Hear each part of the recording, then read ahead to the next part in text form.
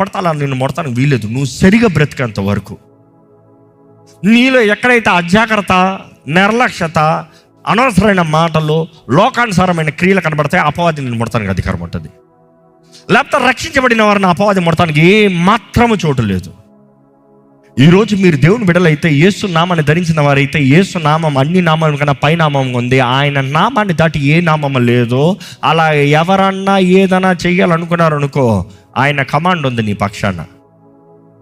మనం ఒకటే పరీక్షించుకోవాలి, ఎప్పుడు మనం దేవునితో సరిగా ఉన్నామా? ఈ ఆత్మీయ రంగంలో, ఈ పోరాటంలో మనం దేవునితో సరిగా ఉన్నామా? ఆయన బిడ్డలుగా పిలవబడుతున్నామా? ఆయన బిడ్డలుగా జీవిస్తున్నామా?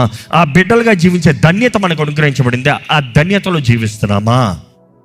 ఇంకా ఇక్కడ వాక్యం చూసినప్పుడు అండి,